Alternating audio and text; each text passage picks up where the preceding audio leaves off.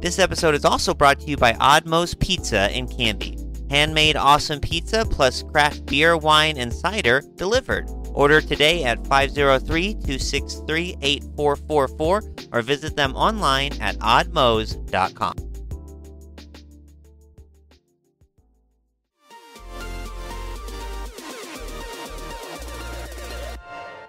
Welcome to Now Hear This Canby, your source for news. The threat of a possible teacher strike was avoided this week. There's a new, irresistibly cute creature winning over fans, and its name is Scootaloo. Sports? It's like Lucy in the football. You want to kick a field goal, if they take it away from you. We had to learn how to win. Goal can't be in the last second of the game!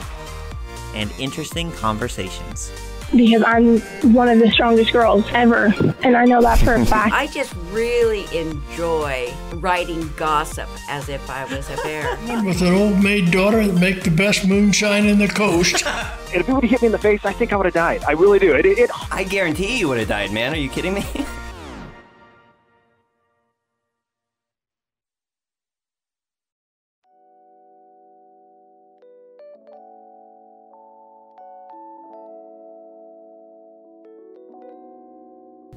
Welcome to the Now Hear This Canby podcast. Thanks for listening. I'm Tyler Frankie, and this is what's happening this week in our community.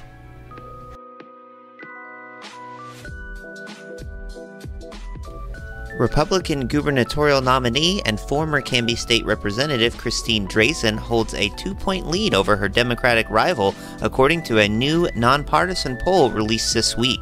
The new survey by Emerson College Polling found that 36% of respondents backed Drazan, who served as House Minority Leader before stepping down in this January to focus on her gubernatorial bid, while 34% supported Democratic nominee and former House Speaker Tina Kotek. Drazan has consistently, though narrowly, led Kotek in a number of polls.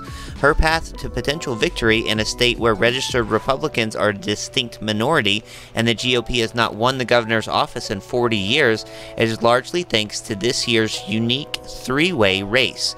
Joining Drazan and Kotek in the fray is dark horse candidate Betsy Johnson, a longtime conservative Democratic state lawmaker who is running as an independent. Johnson garnered 19% support in Emerson's poll. An additional 9% of respondents said they were still undecided. The poll was based on 796 responses and carried an estimated margin of error of 3.4%.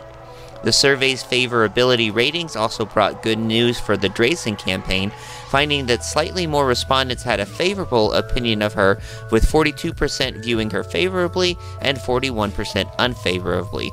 Meanwhile, 50% of respondents said they had an unfavorable opinion of Kotek, while 38% viewed her favorably. More than half of respondents said the economy was their biggest motivator in planning to vote for Drazan, while nearly 60% of Kotek supporters said they trusted her most on the issue of threats to democracy in the United States. The poll comes after a Cook political report last month shifted the state's gubernatorial race toward Republicans, moving it from the lean Democratic rating to a toss-up. Polling aggregation website 538 also rates the race a toss-up. And later this week, news broke that Nike co-founder and Oregon's richest man, Phil Knight, had officially defected from the struggling Johnson campaign in favor of Drazan, writing a $1 million check to the 50-year-old Republican. Knight had previously contributed $3.75 million to help prop up Johnson's attempt to become the state's first unaffiliated governor in nearly a century. That figure was historic in its own right, amounting to the most an individual donor has ever contributed to a politician in Oregon.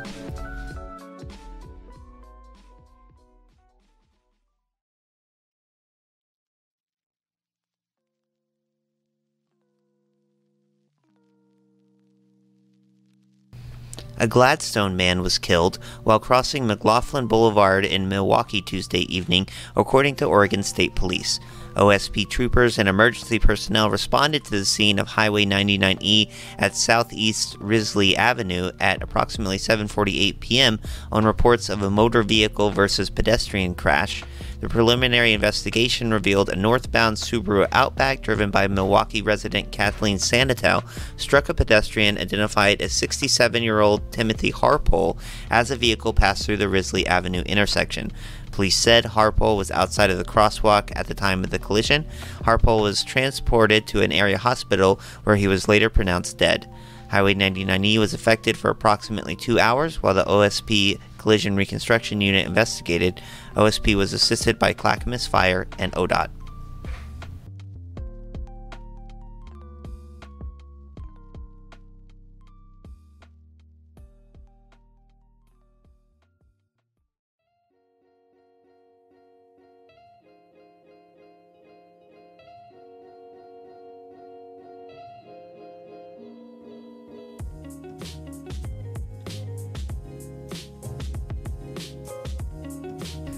A Canby City Council candidate forum is on tap for later this month at the Cuts Forest Town Hall meeting space above Cuts Forest Market, sponsored and organized by the Canby Area Chamber of Commerce and the Canby Current. All 7 candidates for the 3 open seats on the Canby City Council have been invited and are expected to take part, including incumbents Greg Parker, Sean Varwig, and Art Marine, and challengers Brad Clark, Jim Davis, Craig Llewellyn, and Herman Maldonado. Candidates will have equal time answering prepared questions from event organizers as well as written questions from the audience. They'll also be given time for opening and closing remarks.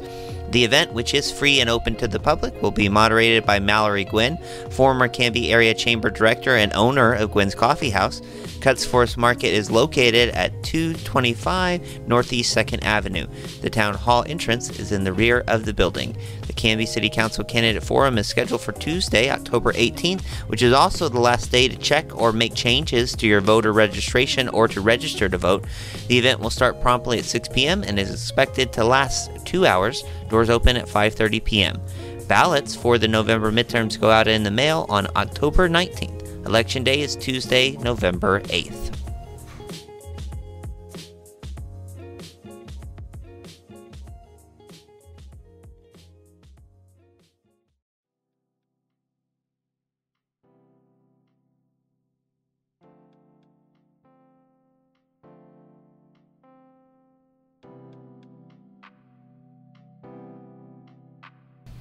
Just when you thought it was safe to go back to the Clackamas County Fairgrounds, ghosts, ghouls, and other spooks have taken it over once again for the 2022 edition of the Canby Haunt, and this year's version promises to be the spookiest one yet.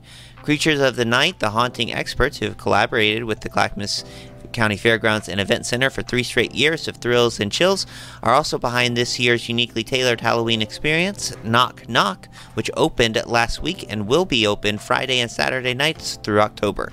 Creatures CEO David D. Jones is excited to be back in Canby for the 3rd year, including 2020's drive-thru experience. Halloween is one of the most universal of celebrations for us as a people, Jones said. Halloween is one day that we feed the people who come to our door. It's one day that every child is safe. It's one day that we all agree to play the same game, and that's worth protecting. Creatures of the Night creates highly crafted, thoughtful haunts that are uniquely tailored for each year and location they partner with. Though the team presented an in-person haunt in a different location at the fairgrounds last fall, this year's will be completely different. The haunters also rely heavily on ancient myths, more modern urban legends, local lore, and interviews with hundreds of area residents, business owners, and leaders to produce their unique experiences. The Creatures team drew on classic Halloween lore, history, and beloved films in crafting the haunt scenes this year, including a haunted graveyard, spooky castle, 1980s slasher films, and the Cold War era. The actors, which the outfit usually refers to as creatures or haunters, are a huge part of the experience, and much more goes into it than you might think. As Jones explained, these are not people just pulled off the street, given a mask, and told to lunge and go rawr at whoever passes by. For Creatures of the Night, there is an in-depth training and character development process spanning at least 2 months. This year's cast includes the Grey Lady, Maya Spinneret, the Jilted Bride, Trick and Treat, the Greeter, and the Cultist. They are a full character, Jones said. There's a history, a complete story, and it's actually a tragic story. Like Frankenstein's monster, every monster was somebody who was halted and caught on their own hero's journey, which is what a haunt really is. We're creating an environment where we tell a story, but the guest is the hero of the story. They're the ones that have to fight the monsters. They have to figure their way out of the maze. The Canby Haunt will be open from 7 to 10 p.m. on Friday and Saturday, October 7th through the 29th. It will take place at the 4-H Hall at the Clackamas County Fairgrounds and Event Center, located at 694 Northeast 4th Avenue in Canby. For a quieter, more family-friendly experience, check out Haunt Junior for guests 12 and under and their families from 7 to 8 p.m. on Saturdays. Tickets are $20 for the Canby Haunt and $17 for Haunt Junior. For more information and tickets, visit canbyhaunt.com.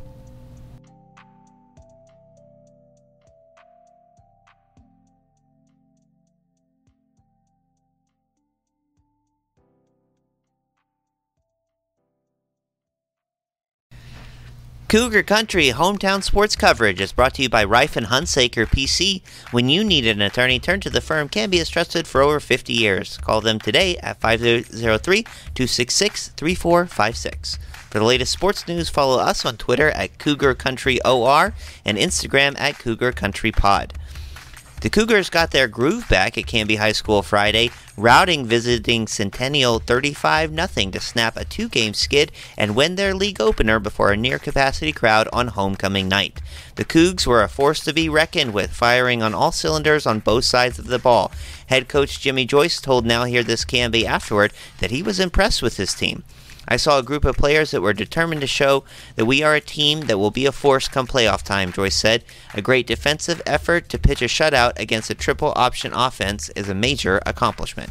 Not only did the Eagles fail to score, they managed only 63 total yards against a highly aggressive Cougar defense that recorded 4 sacks and 10 tackles for loss, led by senior Braden Snodderly's 6 tackles and 1 sack. We have some big-time playmakers on defense, Joyce said. Braden Snodderly, Andy Souls, and Ben White were lights out at the linebacker position. We hope to get Davis Hagan back this week or next, and with him and others, we have a lot of skill and depth at that position. The injury report for Canby, which has been missing several key players since Week 3, was slightly shorter this week, as junior lineman Gideon Noss returned to the lineup and the multi-talented Parker Ackerman saw some action before tweaking his ankle again on the Cougs' opening drive. The biggest absence remains star running back Tyler Knold, who was leading the state in rushing yards before rolling his ankle on the opening kickoff of Canby's Week 3 win over Beaverton. We hope to have Tyler back this week in some capacity, Joyce said, looking ahead to the Cougs' October 14th tilt with Hood River Valley. He is looking good, but high ankle sprains are tricky, especially for a running back. A cadre of rushers have filled in for Connell in the week since, but none have carried the load quite as impressively as sophomore running back Taylor Fenning. The 5'5 spark plug hosted a one-man coming out party Friday night, piling up 188 yards on 17 attempts with 3 touchdowns. The running game is a huge part of our offense, and it's always tough when you lose a guy like Tyler Knold, especially when we entered the season worried about depth at that position, Joyce said. Taylor has really emerged. He missed most of his freshman year due to injury, so he wasn't really on the varsity radar entering spring, but that quickly changed when we started practice. He's a very patient runner, something that is hard to find in young players. He also has tremendous breakaway speed and has become a workhorse for us in the last few weeks. Joyce also praised another sophomore quarterback, Kellen Oliver, who's also been thrust into the spotlight of late due to lingering injuries for Gage Millar and Ackerman. While his stat line Friday, 4 for 12 for 39 yards and a touchdown with another score on the ground, may seem a touch underwhelming, the sophomore signal caller has grown by leaps and bounds since getting his first varsity minutes a few weeks ago and plays with a poise that belies his inexperience. We are seeing a ton of confidence from an already confident kid, Joyce said. He has really stepped up and grown. For a kid that missed his 8th grade year with the COVID shutdowns and only played frosh ball last year to now be starting on varsity is very impressive. He is getting better with every snap. League play will continue Friday as the Cougs stay home to host the Eagles from Hood River Valley. Kickoff is at 7 p.m. For photos, find this story on our website at canbyfirst.com or follow the Canby Current on Facebook and Instagram at Canby Current.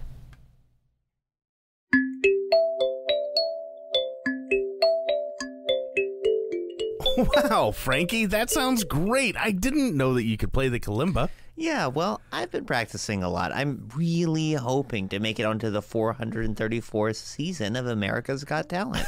Well, good luck with that, man. Yeah, hey, I was actually just about to check my email and see if they responded. Uh-huh. Yeah? Oh. What? Well, they hated it. No way. Yeah, they said it was really bad, but like not in like a funny way, so they're not interested. Dang. What song did you end up playing? The same one I was playing earlier. Listen, here's what I uploaded. Oh.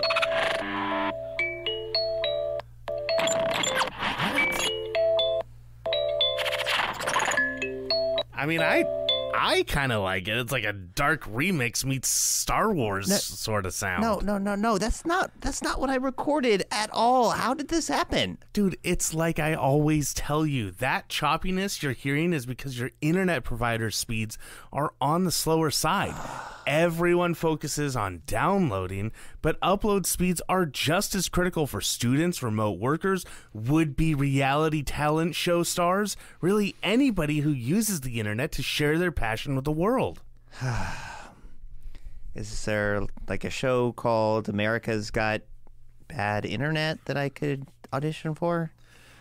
Maybe. Or you could just switch to Direct Link. They've got the most reliable upload speeds to pass any audition test. For uploads at the speed of learning, visit www.directlink.coop/internet or give them a call at 503-266-8111.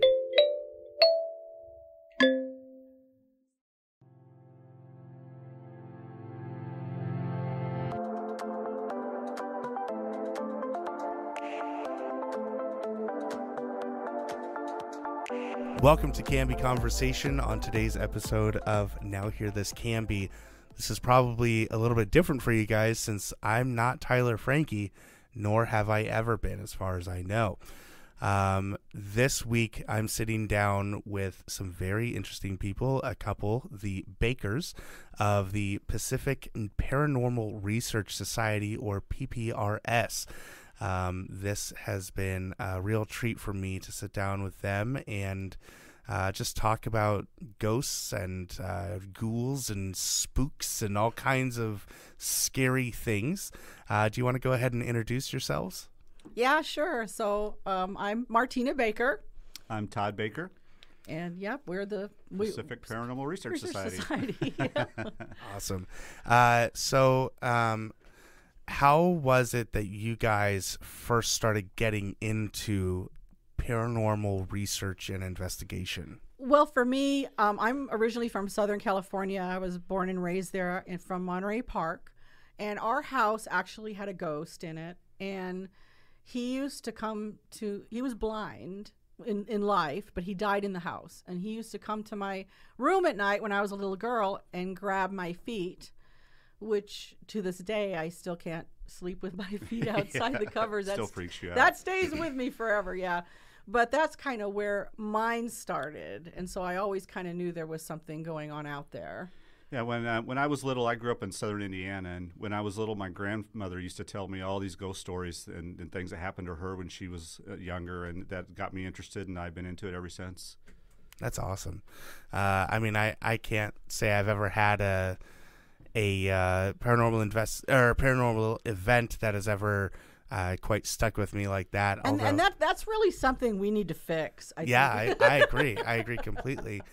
The big thing being that you guys spent 13 years investigating and researching paranormal activity, places where there was, all kinds of crazy things were said to be done. What was it that really, I mean, you guys said you had these experiences, but what was it that said, I have to go to these scary places now and I have to take a microphone and record what's happening? I think that once you go somewhere, and I just want to say really quick, we did this way back before anybody was really doing this, like 2000, 2001. Sure. So there were no ghost shows on TV. I mean, Lloyd Auerbach was a paranormal investigator. You'd seen him at places, but it was nothing like what they have on TV and YouTube today. I mean, it's just it's really exploded. Yeah. But once you go out with that recorder, and when we first started, we were just using a little reel-to-reel, and we just decided to walk through a cemetery and start talking to the tombstones, not even asking them to do anything. We just started talking to people, leaving pennies and saying hello, just to see what would happen. And we actually got our first EVP there. And didn't she say her name, Amy? Yes, that's correct. And she said Amy, or my name is Amy. And when we listened to that later, I was like, oh my gosh, there's actually, I mean, that was neither of us. There's no wiring here. It's just a cemetery. So somebody said something. And once you go out and experience that and get some evidence, you're done. It just kind of gets a hold of you. Yeah, you just can't stop. You want to keep researching it. You want to learn more and more and find out exactly why they're talking to us, how they're talking to us. It just goes on. And from we there. Still don't have the answer on how they're actually getting through to us, and how sometimes the frequency sounds weird and other times it's so clear. Yeah. And I can't tell you why. We don't know. Yeah. We still don't know.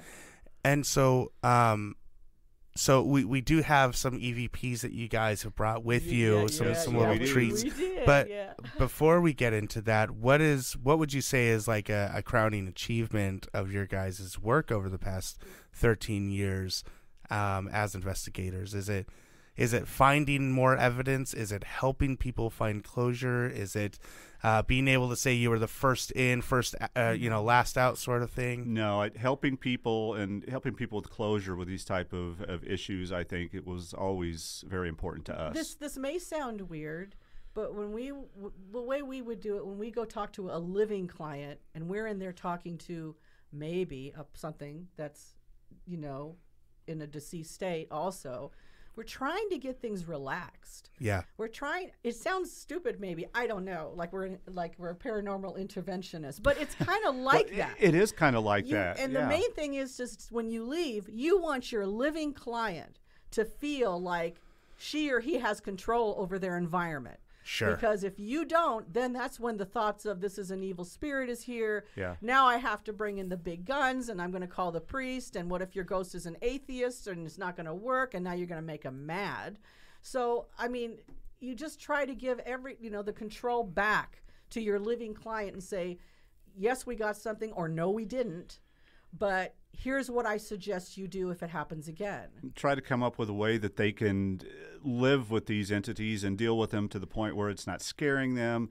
I mean, if you just talk to them, a lot of times you just talk to them like a regular person. You say, at night you go into my daughter's room and you're messing with the lights. That really scares her. Could you kind of please not do that? And you'd be surprised how that works because basically they're still in the same mindset as they had when they were alive. So if you talk to them like a regular living person, that makes a big difference. Sure. Yeah. I mean, I think a lot of it is a therapy system of like being able to work through the issues that have been brought to this place, whether it's with a living client or something else. It's still a matter of working through that closure. Absolutely. Exactly. Because one of the things, and people don't like it when we say this, but over the years doing this, ghosts have a choice to be where they are. Yeah. They don't have to be in this building or whatever. They don't have to be there. Yeah. Some of them don't even know they're dead, but a lot of them do. Yeah, a lot of them do. We've had EVP that says, "Yeah, we know we're dead." So like don't worry about it. So it's just kind of like you really want to calm them down. Sometimes they know they're dead, sometimes they don't. Sometimes they're kind of unconscious. When you go places like hospitals and you go places like mental health facilities that are old and broken down, that's where you kind of get things that are very strange, like they're not really sure what's happened to them. So they're still in that mindset. So that's why when you see them, like a ghost, somebody that passed away in the 1800s, and she's walking around the house, you're going to see her in an 1800s dress. Sure. Because that is exactly how she thinks herself to be. Yep. Now, I'm just going to throw this out here. One of the main causes of paranormal activity to start, you might not even know you have a ghost. But one of the main thing that starts it is remodeling. Yep. Okay? So people start remodeling their home or adding on a new addition to their home, and all of a sudden their tools start getting stolen. Yep. And then the paintbrushes are gone. and they can't find what they were looking for, and their keys are. This happens constantly, all the time. It's almost like you're with these ghosts. You're punching a hole in their reality, and you're like, "Hey, wait a minute! Everything was just the way I remember it, the way I like it. You're moving stuff around and changing it. I don't like this." Yeah. So that's Yeah, so that's when you kind of come in and say, "Look, you can stay here. I think we can't get rid of ghosts." No, they're not going to leave unless they want to. You become a paranormal mediator more than exactly. Pretty That's much. exactly right. Yeah. And yeah, you can't say, be gone, and the ghost is going to look at you and say, well, he's going to give you the bird, basically. I'm not going anywhere. Sure. I mean, some clients, we tell them, it's like if they're trying to be helpful, give them a job. Say, you know what? If you want to do something, how about turn the lights off every night at a certain time or something? Give them something to do, make them feel like they're wanted and they're part of the family, and that can make a big difference. We had that one that tried to fix her dish. What was it? Her washing machine. Yeah. And he messed it up, and he ripped like the whole. They had to buy a new washing. He thought he was a mechanic, I guess, or a handyman, and ended up tearing up the washing machine. She was literally so freaked out. She goes, "I know he's here, but he tried to do something with my broken washing machine. It's a total mess." I'm like, man. I don't know what to tell you, man. Yeah. So let's dive into some of these EVPs. The first one that you guys had me pull was something that you've labeled as like looking a time. Like looking at me. Oh, at me. Sorry, I see it now. Looking at me. Okay. So, do you care to explain this before we listen to it? Sure. Yeah. We had a friend that lived in I'm not going to name the apartment complex. We'll just say it's in the Rose Quarter. Yeah, that's all we can say. Area. Yeah.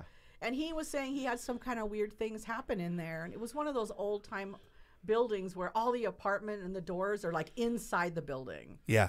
And it used to be a nursing home for a while. It was a nursing home. It was a mental hospital. And for a while in the 70s, the building was taken over by the Hells Angels, and they were running drugs out of it, believe it or not. Yeah, yeah. But now it's a very nice apartment complex. So he had some weird things. So he said, "Hey, can you come by and just kind of, just see what you find?" Sure. And so we had actually walked around for a bit in the complex. We were in his apartment when this happened. He had closed the door.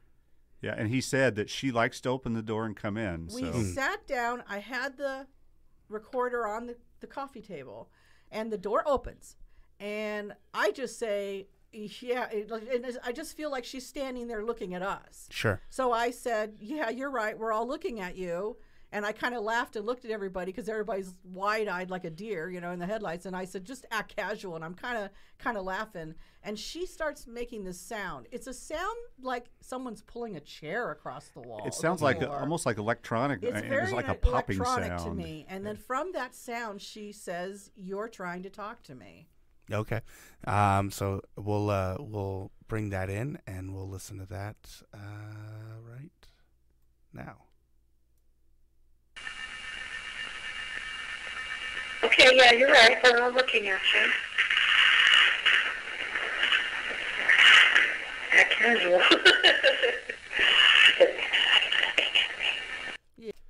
All right, now we're recording again.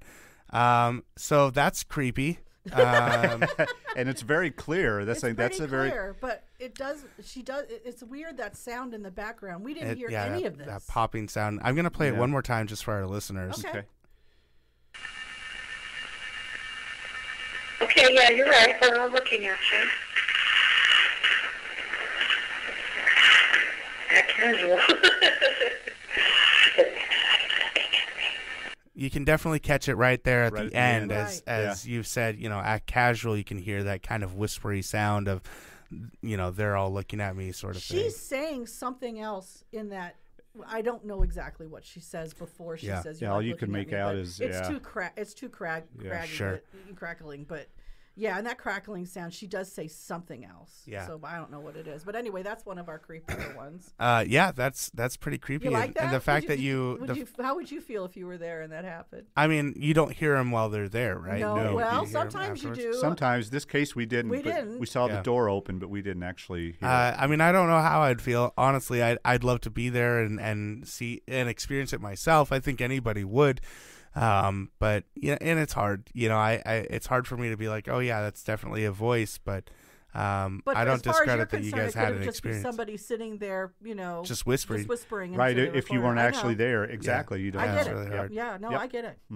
You've got another one here labeled trying to talk to me. And this is from the same building. Okay. Yes. Any setup for this one? Or? Just left in a hallway where outside of one of the apartments that he said that someone had killed himself. Committed suicide, yeah. I know that sounds okay. really morbid. Yeah. So it's just you just left this recorder just sitting there. I said some words and I left the recorder and I walked away. Yep. All right, let's listen to that. Here, if you want to talk to me. All right, so that was even more terrible. Really love that one. That one's like very clear that is someone talking. I mean, I just love it when they actually come out and answer me when I walk away, because I tried to say, if you want to say anything, here you go, and are you sometimes okay? you get answers, and to your question, sometimes you just get random sentences, random words. You just never quite know what you're going to get. So that's a really good one. Let's try to do that. Here, if you want to talk to me. I mean, that legitimately sounds like you just had someone sitting off to the side. Yeah, so yeah. The idea that isn't someone sitting there talking into the microphone. See, and this is the thing that I think that like I said, I've heard, but people have told me more kind of recently is. These have to be fake because they're so clear. I'm telling you, they're not. I don't fake. even know how to do that. We don't alter anything that we get. I'm Pictures, so old school. audio, nothing. I could barely figure out how to put it on the jump drive. Yeah. I mean, so I can't do this. Yeah, we would never fake anything. It's all 100% real. What you're hearing is what we got. We've got a few more here. Yeah. That's me in the tub. Okay, so the reason I wanted to play this one is this one kind of is funny to me because he actually shows it's an accent. And the interesting thing is that the ghost was leaving the female of the house in this residence pesos. Yeah, old pesos. Old Mexican coins from Mexico. Yeah. And he was leaving them for her. And she had an experience with him one night when she was alone and inside the tub. Okay. Now, she didn't tell me about this until after I brought up the fact that he said something about this EVP. And she goes, oh, yeah, I forgot to tell you what happened when I was in the tub. So, and we're not going to go into that because it was very upsetting to her. And and I don't blame her. But when we were in the bathroom, he said it right up. And he says, that's me inside the tub. All right, let's take a listen to that. That's me. The other side of the tub. Oh, wow. Okay, so yeah, there's a lot of feedback on that. It's kind of hard to hear, but let's play it again real quick so that our listeners might be able to catch it now. You can hear it behind all that. That's me. The other side of the tub. Yeah. And I'm guessing this is another one that you guys didn't hear on the spot? That's correct. That's correct. Yep. No. Yep. I walked into the bathroom. I was in their master bedroom and walking through the bathroom, and I was over by the tub, and that's where we caught it. And when I brought that up to her about he's saying something about inside the tub, and she kind of said, "Oh yeah, there was that." I don't think she wanted to bring it up before, but she was having a lot of issues when her husband traveled a lot on business. She was by herself, and she was by herself, and he let's just say paid quite a bit of attention to her. Yeah, he was leaving her money. Yeah. It was a very weird situation, and I'm just going to stop right there. Yeah. So let's get into the next one. This one is about someone who loves blonde women. Seems like. Well, no, he doesn't. You'll hear me teasing him. We were walking down the stairs, and I left the recorder upstairs. This isn't a business, and I think it was a restaurant actually. Yeah, right? bar restaurant. Restaurant. And so I'm just kind of giving him, just talking to him, and I say, "We love you," like just teasing, and he does not like the color of my hair. Oh, okay, all right. So let's go ahead and play this one real quick.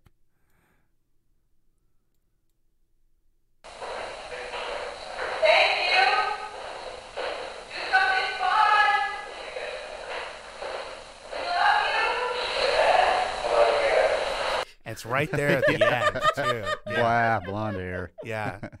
Let's see if I can adjust that at all for our listener on the fly here. Let's play it again. It should be a little bit when his voice comes in.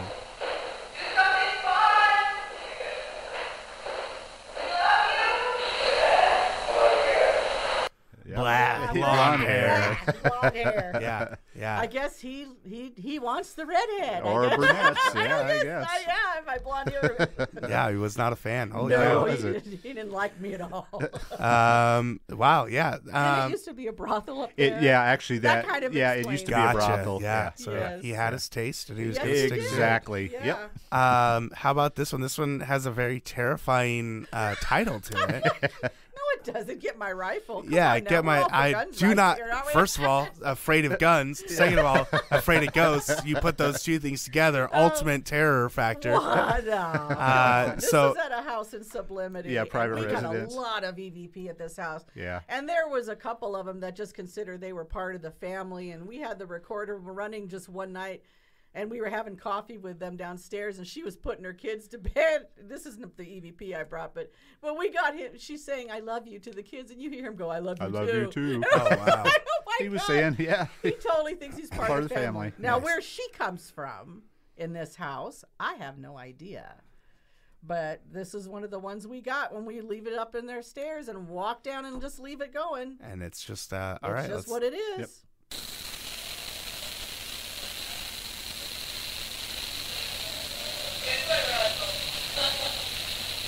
You almost hear a laugh at the end. Yeah, she's laughing. She's very pleased with herself. Kind of a diabolical It little is. laugh. You're right. It is like, get my rifle. let's I'd shoot you if I could. That's terrifying, though, to hear someone say that and they're not even there. Right. Wow. Yeah, that's creepy, man. How do you guys respond to stuff like that when you're listening back to this stuff? I started laughing, actually. I've been called every name in the book. I've got the B word, the F word. Let's just go, whatever. Yeah, but yeah. that just kind of was like, well, first of all, I'm like, who is that? Why, Yeah, and even the residents, they didn't know who she was. They knew who the guy was, but they didn't know who she was. Interesting. And this last one that we have, it is, I think, the title of a children's book that you guys are writing, it looks like. Would you like that? Yes. The Children's Paranormal Investigation book. Timmy and the Paranormal, right? There you go. Hey, I'm about to have a kid. I'd buy it. Oh, yeah. Oh, maybe we should write a book. There you go. So this is entitled Kids Room Choo Choo. Is that it? Choo Choo Train. Choo car. So the story behind this is very interesting. It's very interesting. This woman had some issues. Her little boy, he was autistic, and he was always telling her about playing with another little boy named Sam. And of course, there was stuff that went on in the house, but Sam was like his really good friend. And he said Sam loved to play with trains. Loved to play with trains. So I went up to the kids' room with him. I don't remember his name, the little boy. I don't remember either. But he said, let's see if we can get Sam to come and play with us. This is his favorite toy. I said, well, let's get it out. So we're on the floor playing with fire engines and trains. He's bringing the train out, and I had the recorder going the whole time. I never said to anybody, "Is anybody here? Talk to me." I didn't do that. I just set the recorder down, and I'm playing with the little boy. And as I'm playing with him, this comes out. All right, let's listen to that. Here we go.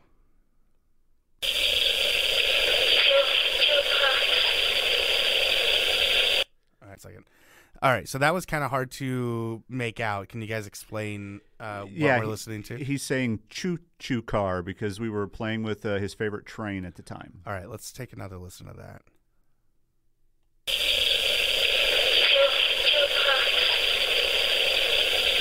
Okay, I could definitely hear it that time. That choo car sort of sound.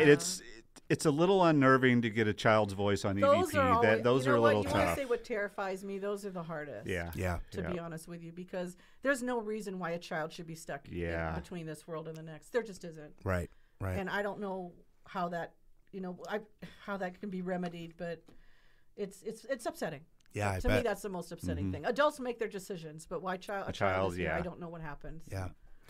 And with that awesome, fun Halloween note, I wanted to thank you guys for coming and sharing all this stuff with us. Trick or treat! Yes, thank you so much for having us. Yes, genuinely a treat for us to, I know Cameron, our editor, and we're big fans of paranormal research, and it's cool to meet people who It's not just a fad. You didn't just jump on it to, be like the cool guys on the Travel Channel. That's a joke. They're not cool. And that's right. You guys he are looks pretty good in a leather jacket, but I'll give him that. I don't know about that. But you guys are genuinely interested in this because it's something that you're interested in doing, and you've had your own experiences. Is there anything that you want to, just kind of sign off with our audience with, let them know about? I would actually. One of the things that we do is we like to separate ghosts and spirits, and that sounds like they're the same thing, but they're not. So a lot of people will say, hey, my grandfather came to visit me, and then I found out he had passed away. We call that the spirit of your grandfather when he's coming to say goodbye. Your grandfather is not a ghost, okay? Ghosts are people who have stayed here for one reason or the other. And a spirit is somebody who can come and visit you at any time. They've gone to where they're supposed to go. Yep. And they can come over and leave you things or visit with you or come in your dreams. This is important to me because so much stuff you see on TV today is all evil and demonic. And the more you think about things like that happening, then the spirits of your relatives and people you miss are not going to come and visit you, okay? You have to not have that fear. So yeah, if you're afraid, they won't come to see you. Put it out there. Creepiness is fun. But just be aware of what you're watching and realize that the TV shows are entertainment, okay? Sure. That's all I'm saying. I'm not saying they're bad, but they're entertainment, okay? And so people always say, how can I get my mother or my father or my relatives to come visit me? Just talk to them. They hear everything you say. And also remember, the paranormal is subjective. Everybody is going to have a little different experience based on their life experiences and their beliefs. So just because somebody says, oh, my experience is a little different, don't ever say, oh, well, then it's not real. Everything is subjective with the paranormal, so always take that into account. That's exactly wonderful. Right. Awesome. And I just wanted to put that out there because I think it's important for people to remember their ancestors. And I just wish that they weren't so afraid to have them come and visit because I know that they would love to. Yep. Yeah, absolutely. I love it. I'm so glad you guys came in. So glad to nerd out all over this scary stuff. Yay! So happy that people in Canby are into this as much as I am. Well, we'll find out, right? Yeah. If I start getting beamed by oranges at Fred Meyer, I'm going to know. Yeah, you'll know. And we need to get you out there and get you to experience some real paranormal activity. I'm telling you. I don't believe, but I want to believe. I am Fox Mulder or whatever. I want to believe. So there's that. And to you guys, happy Halloween. Stay safe and warm in the cold months that are about to come. And thank you so much for hanging out with us. Thank you. Thank you. All right.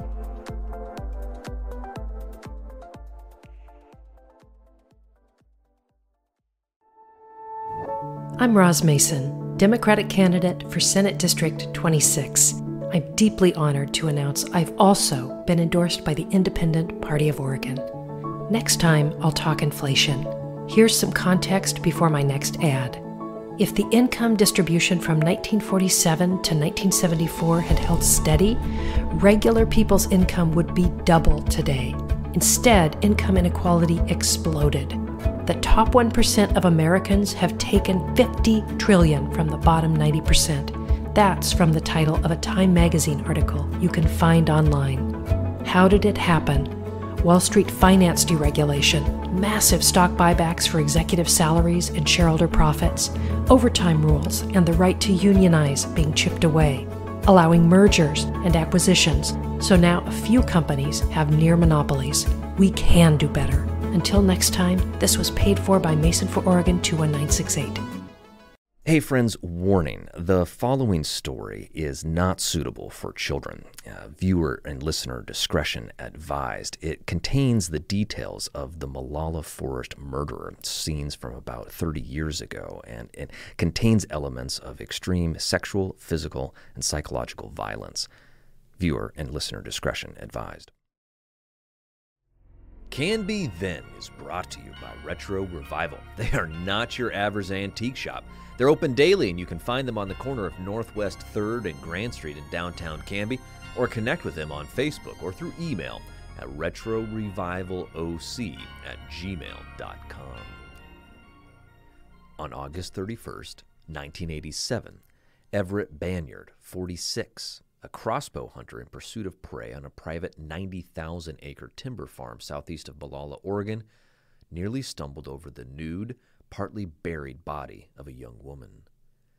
Over the next 5 days, searchers from the Clackamas County Sheriff's Office and a local Explorer Scout post would find 6 more decomposed bodies, all women, all nude, all, as it turned out, prostitutes from the Portland area, along the same hillside, less than 100 yards from each other. Authorities were soon calling the Molalla forest murderer the worst serial killer in Oregon history. Little did authorities know that the person who would later be convicted of the 7 murders was at that very moment sitting in the Clackamas County Jail, charged with the unrelated stabbing death of a Portland prostitute in a restaurant parking lot. Dayton Leroy Rogers, 33 years old when his bloodlust neared its peak, was fearsomely known to many of Portland, Oregon's prostitutes as Steve the Gambler. He would later say the violence first manifested in the form of a headache, inflicting on him a splitting, blinding white pain. Once he claimed that he could only be alleviated by the sight of another's pain, the sounds of her anguish, or ultimately the spilling of her blood. Dayton seemed personable enough on the surface, as long as he wasn't in the midst of one of his mood swings. He was well known in the small communities of Woodburn and Canby, where he was living at the time of his arrest in 1987, and people seemed to like him. A mechanic by trade, a skill he had learned in prison, Dayton ran a successful small engines repair business, was married, and even had an 18-month-old baby boy who friends said was his mirror image. Few people saw the cold evil that lay beneath the friendly veneer, and many of those who were unlucky enough to witness his dark side firsthand did not live to talk about it. Dayton's headaches seemed to worsen during the summer of 1987, and for that reason he was away from home much of the time. He claimed that he was working at his shop during his absences, which ranged from a few hours to all night. His wife, Sherry, saw little reason at first to doubt him. When she would call to check up on him in the early evening, he usually answered the telephone. On the occasions that he didn't, he always had an excuse. He would explain that he had been in the middle of a project and hadn't wanted to leave it to pick up the phone. Or, more commonly, he would tell Sherry that he had gone out to get coffee, perhaps a bite to eat, anything that would convince her he was only taking a break to get away from the shop for a while. Although she began to hear stories about him frequenting the local taverns and bars, she tried very hard to maintain the faith that she always had in him. She might have become suspicious of his activities sooner, if only she had taken the trouble to check the mileage on his pickup. He put more miles on the truck in a single week than most people drive in a month. On August 7th, 1987, by 1 a.m., the man who called himself Steve the Gambler was back on Union Avenue, which was known as Portland's Prostitute Row, looking for some kinky action. After a short cruise, he stopped a blonde near the corner of Northeast Union Avenue and Wygant Street. He recognized her as a hooker he'd picked up before during the Rose Festival earlier that year. He pulled over and invited her inside. Recognizing him as a former customer, the woman didn't hesitate. She was Jennifer Lisa Smith, 25 and a mother of 2, and she would be his final victim. Sometime prior to 3 a.m., they pulled into the parking lot of a Denny's restaurant on the 16,200 block of Southeast McLaughlin Boulevard in Oak Grove. With the taverns and bars having just closed, business was brisk there. It was the only restaurant open in the area at that time in the morning. James Dalkey, 50, had just arrived at the Denny's when she heard a woman screaming, "Help me! Help me! Please help me! Rape! I'm being raped!" In the darkness, he ran towards 2 shapes that appeared to be a man and a woman struggling with each other. After his eyes adjusted to the darkness of the parking lot, Dalkey could not believe what he saw. He arrived on the scene to find a naked woman lying on the parking lot in her own blood. Charles Gates, a handicapped customer, was already there. "My God, he slit her throat!" exclaimed Gates, falling from his wheelchair. Experienced in first aid and emergency medical treatment, Gates noted the woman was not breathing and would not respond to questions.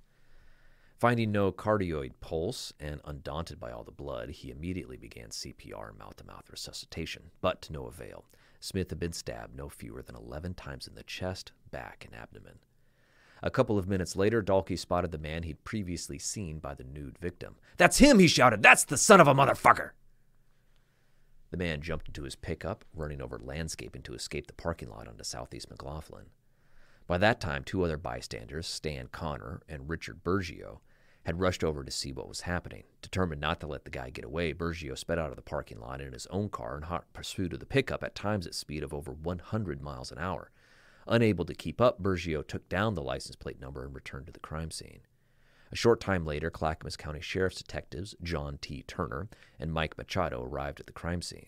After being briefed on that morning's events, Turner took the license plate number and found the registered owner was Dayton Leroy Rogers, whose home was listed in the 10,500 block of South Hines Road in Canby. Detectives found the man not at home but at his shop. After a cursory glance around outside, they knocked on the door until a man with bloodshot eyes answered. Smelling of alcohol, the man identified himself as Dayton Rogers. He had a bandage on his hand, which he claimed was because he had accidentally cut himself with a hacksaw earlier. He said he had been at the shop all night drinking bourbon and strawberry mixer. But when officers asked why the hood of his truck was hot to the touch, he admitted he had driven to the Willamette Falls Hospital for treatment of his wounded hand.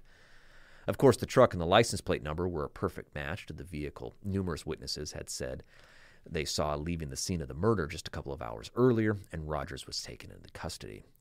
As detectives later probed deeper into Rogers' background, they learned that he had been in and out of jail for a variety of reasons, including parole and probation violations, and for kidnapping a local prostitute.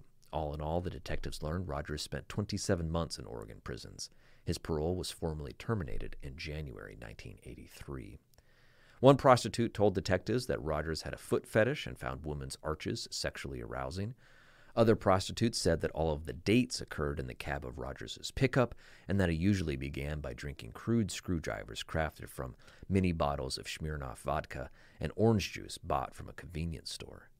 While prosecutors and detectives were building their case against Rogers, Everett Bernard was making his gruesome discovery on the Molalla River forest. All 6 murders would eventually be tied to Rogers, whose modus operandi was to pick up prostitutes and take them to secluded areas to commit his heinous crimes. Smith had been the one who'd almost gotten away. In his first trial, which he was charged for the murder of Smith, Rogers pleaded not guilty but was sentenced to life in prison. He had later claimed self-defense, saying the victim had held a knife to his throat prior to his killing her.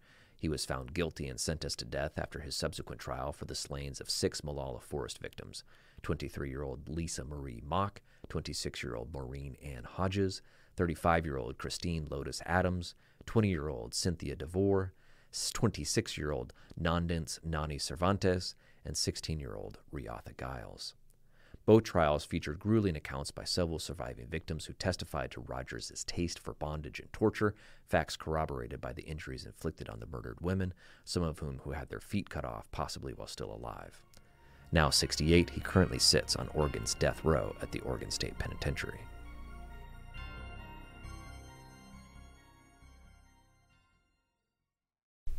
Tyler, did you know that the Australian lyrebird can mimic any sound that it hears, even chainsaws? No, that's super interesting. Did you know that a baby puffin is called a puffling? Or that baby sea otters can't swim, so their moms wrap them up in pieces of kelp until they learn how to paddle? Wait, do you know any trivia that isn't like animal related? Not really, but here's some stuff you may not know about the Wild Hare Saloon, where Canby goes to eat and have fun. Okay. The Wild Hare is one of Canby's longest running locally owned restaurants. Owners Joan and Darren Moden have been in business for 16 years. That's cool. Yeah, heck, you were just a baby back then. Wait, what? And they love to give back. They've been members of the Canby Chamber for that long, and they donate over $20,000 to local sports, FFA programs, and civic organizations each year. Wow, I'm legitimately caught off. That's cool. Yeah, they also support more than 30 jobs in the community through their award-winning staff, some of them as young as 18. Hey, that's older than you are. Dude, I'm 10 months younger than you. With the days getting longer and the weather getting warmer, the Canby Wild Hare's expansive outdoor patio is the place to be. Furry friends welcome. Well, that sounds great. I'm going to go check them out just off of Highway 99E next to the Space Age in Canby at 1656 Beaver Creek Road in Oregon City, or on their website at thewildharesaloon.net. Now Hear This Canby is produced by me, Tyler Clausen. Our content director and star reporter is Tyler Frankie. And of course, our show is edited by Cameron Clausen. We also feature the vocal talents of Joyce Struby and James Walden, so a round of applause to them. The song that you're hearing right now is Canby by singer-songwriter Olivia Harms, used with her permission. To find more work from her, you can visit her website olivia13.com. Now Hear This Canby is dedicated to preserving independent local journalism and redefining local news with our fun, fresh, and energetic brand of storytelling. Our sincere thanks to our local sponsors who make this show possible.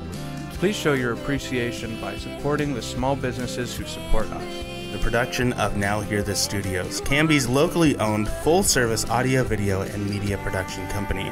Our mission is to produce the best content in the universe, and we'd love to help you do it. Find us online at nhtstudios.com.